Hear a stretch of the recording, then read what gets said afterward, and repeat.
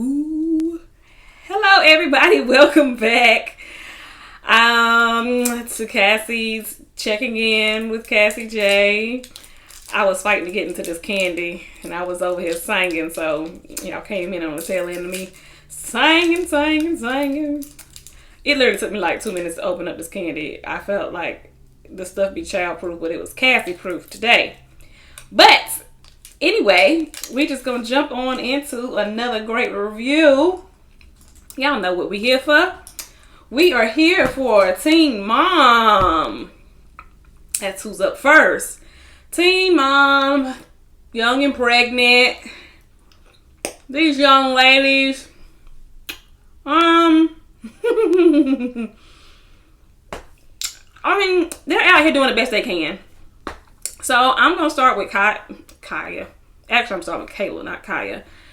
So it's finished up with them having the little sit down that they were having, and I'm trying to like dodge my blinds.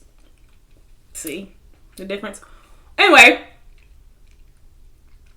it finished up with the sit down that they were having with Stephen, Luke, and Madison. And basically, it ended well. Because at first, it was rocky last week. Hold on, you guys. I gotta get this flavor in my mouth. Okay. So Stephen basically apologized and was like, I'm sorry that, you scheduled these meetings and I did not show up. But I am ready to step up and be the dad that I know I can be. And he was like, I apologize for everything that happened, and I hope that you guys can accept my apology. And Kayla was kind of sitting there, and Luke looked at her like, are you open to that? And she did. She accepted the apology, and she was like, well, I apologize for anything I did or whatever. So it was an apology fest. Everybody apologized. Everybody's like, let's move forward. Which is all they needed to do, was to be able to move forward. So Luke said, Stephen and Luke kind of started having a little conversation. He was like, Stephen said, I thank you for, stepping in, because you are the man that's in my son's life. You are the one that he sees every day. So I appreciate you for doing that, being the person that's in my son's life. And he was like, what's up with you in basketball and all that? He was like, oh yeah, I'm about to be going back to school in, a couple of months or whatever. And he said, oh, okay, where you going? And he said where he's going. So he basically kind of let out that they're moving to Iowa. And so Stephen was like, And Kayla was like, it's only 2 hours away. So, it's okay. We can work it out. And I could tell it kind of hit Stephen a little hard. Like, we just got to this point and now you're about to move my son away. But, unfortunately, Stephen, you had a year to get yourself together and you didn't. So I'm not going to say it's too late. A little too late. But, this is what happens when you co-parent. You gotta kind of work things out. So they can work it out. And they did have a play date. Stephanie and Kayla had a play date with Isaiah. And you can tell that Isaiah is not familiar with him. And that's just because he hasn't been around.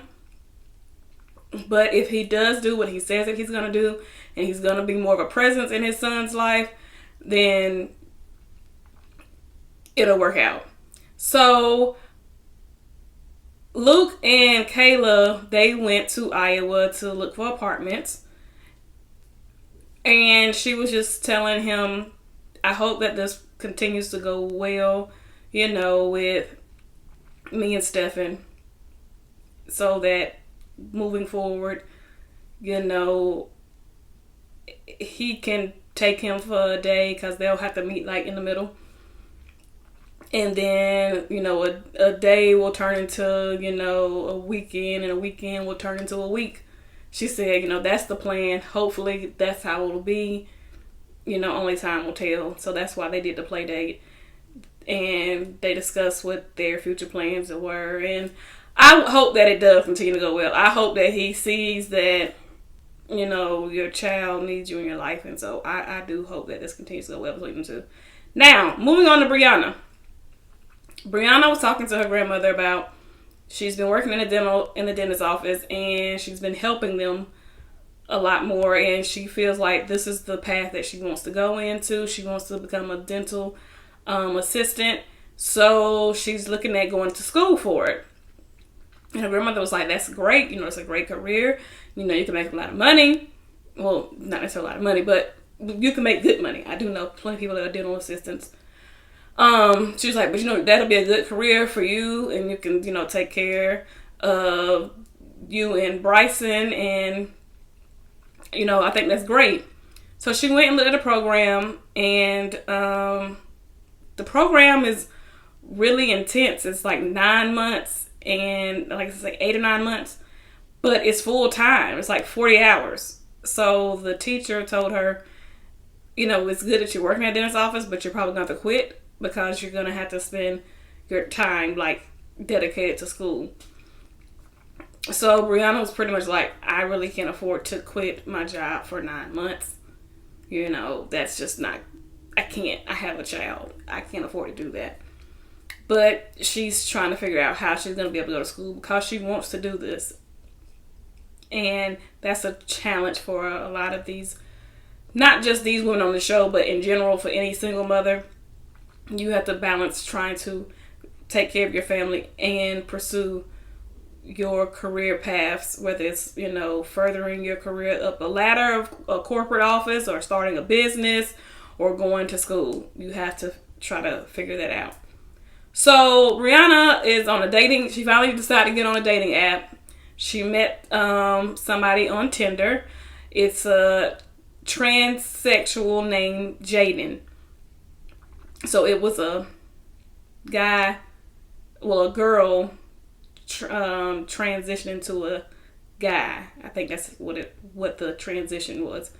And she was talking to her friend about him and just basically saying, yeah, it was him, because I remember I wrote down him, saying that she wanted to take it slow because she said in her previous relationships she moved too fast, and it ended up being, we dated, and then they moved in with me, and then we broke up, and then I moved on to somebody else, and I just kept going through this cycle. So I don't want to do that this time.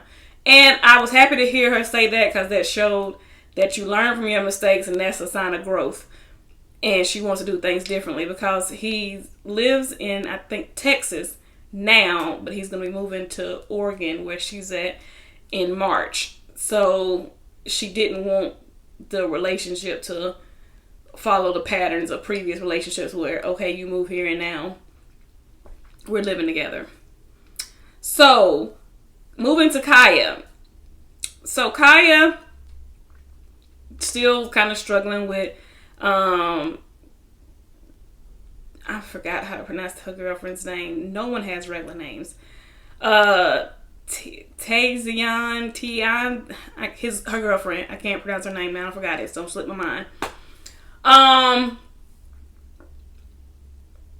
Still struggling with her girlfriend, having issues with her talking to her baby daddy. But it's like she said before, and she said it again. Both of you are here. You're not going anywhere. We have to learn to coexist. So Xavier calls, and she's on the phone with him, and she's talking to him and was like, me and your mom are getting along. Everything's good here. And then he's like, well, I do have one issue. I got an issue with your girlfriend. I feel that she's disrespectful. I mean, I'm happy that she's there with my, my son, but I just feel like she's disrespectful. And I'm like, how can you say that you respect her for being there with your son, but then in that same sentence you say, but I think she's disrespectful? The only issue that I see that she has as far as disrespect is just the fact that you call, and the fact that you still have feelings for Kaya. And if that was me in that situation, I would feel some kind of way too. If I'm dating somebody, and I understand that y'all have to have a relationship because y'all have a child together, but your relationship, as far as your romantic relationship, it is over. So therefore, keep all that. That energy needs to go away. And that's Tiazon. I think that's how you pronounce her name. That's Tiazon's issue. She's like, you no longer together. So stop it. Now, Kaya basically got off the phone and was talking to her, Tiazon, telling her, we need to coexist. I can't keep dealing with this tension. It's stressful on me. He's gonna get out and y'all are gonna have to co-parent. I want y'all to sit down and talk. And she was like, what I gotta talk to him about? And she was like, y'all have to figure out what y'all's issues are, for the baby's sake. And I'm like, it's a complex situation, and they do have to figure out how to work through it. So Tiazon goes and talks to her friend about how Kaya wants her to talk to Xavier, and he was like, well, her friend was like, yeah, you do, if that's what's going to make her happy, that's what's going to take the tension and stress out of your relationship, then I think you should do it. And she said, I agree, because it is stressing her out, and I don't want to stress Kaya out. So she goes with Kaya to visit him. She does not go in to visit him, but she rides with her because she's been riding up there either with somebody else or by herself. And that was her way of showing support. And I think that was good. And she let her know, if you want to continue to come up here every 2 weeks, I'll come up here with you. His mother came up there this trip, and I feel like that was a step. That was her, putting on her big girl pants and maturing. Like, this is the relationship that you chose to be in, and this is something that you're going to have to do if you're going to be in this relationship. Now, Rachel is, I understand these girls are young, so, they're young and they're young-minded, and Rachel is definitely somebody that is young-minded. So her and her sister Mallory are talking, and she's telling Mallory, her and Jacob are not together no more. She's telling her, well, what are you going to do as far as getting birth control now? Do you still not want to do that, or do you want to do that? She's like, well, no, now I want to get birth control. Now I realize that it was dumb of me not to. And she was like, so were you having unprotected sex? And she was like, yeah, I was having unprotected sex. Then she ends up getting a pregnancy scare. And Mallory was like, so if you were pregnant, or if you are pregnant, do you know who this baby's daddy's gonna be? And she was like, no, because she was still sleeping with Jacob and Drew at the same time, and she didn't use protection with either one of them. And I'm like, so you did not learn from the first go round. So luckily she was not pregnant, but she did decide to go to the doctor to get an IUD. But then when she gets to the doctor's office, she's all in this panic, and she's like, I don't want to get the IUD now. I know it's going to hurt. I don't like pain, da-da-da-da-da, etc., etc. So when the doctor comes in, the doctor explains to her, she was like, yeah, I can't lie to you. It is a little uncomfortable. It does feel like a contraction for about a minute or so. Then the pain goes away. But, it is a very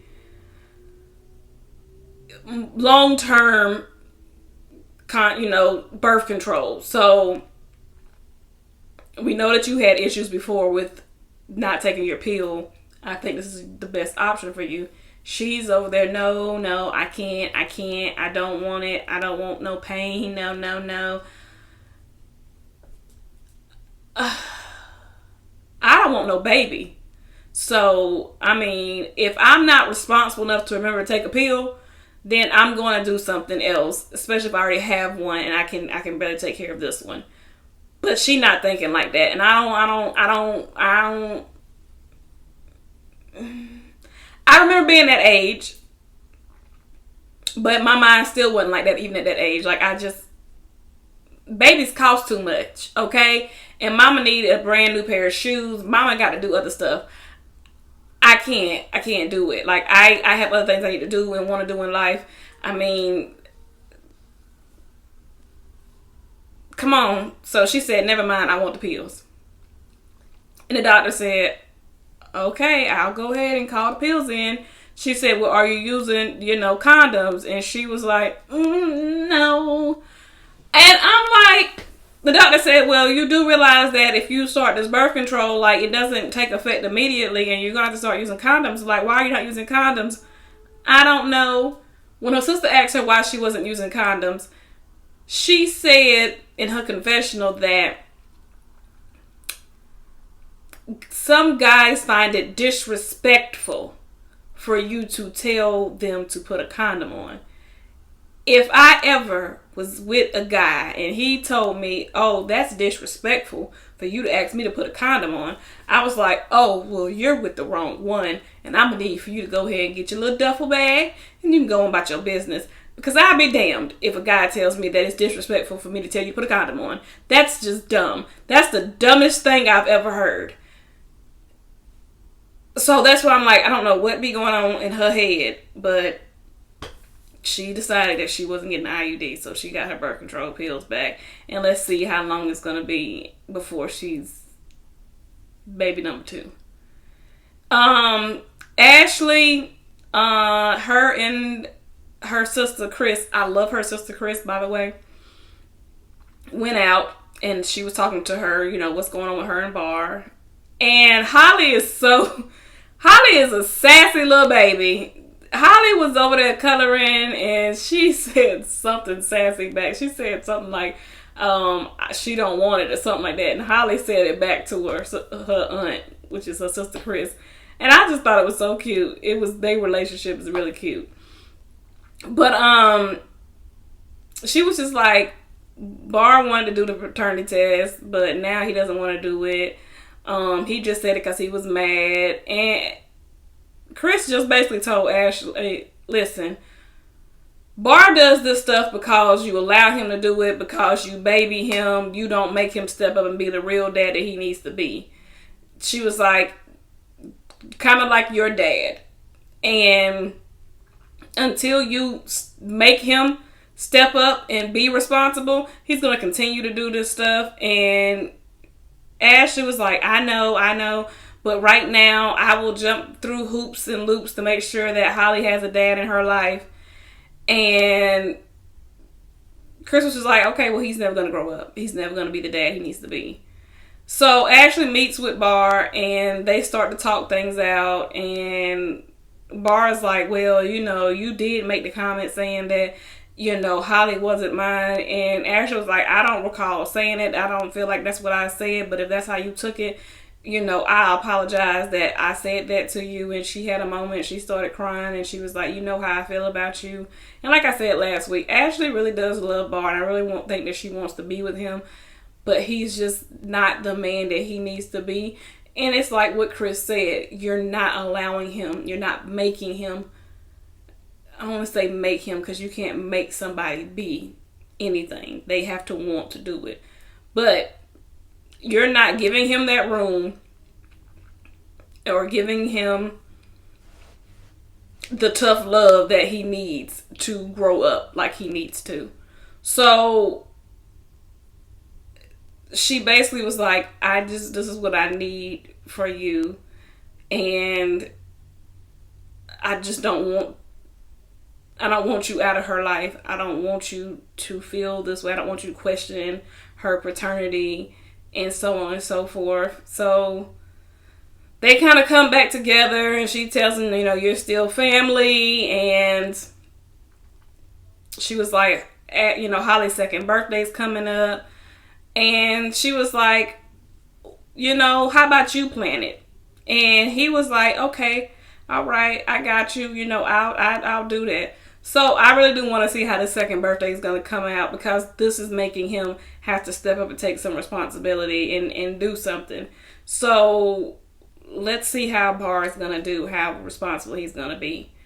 Overall, I think the episode was, okay. They're just moving right along. And that's kind of how these episodes go. They have explosive moments every once in a while. But overall, it was good. I'm continuing to be here. Like I said, I'll be here to the very end, because I like what I like. And so until the next video, I want to thank you guys, and see you next time.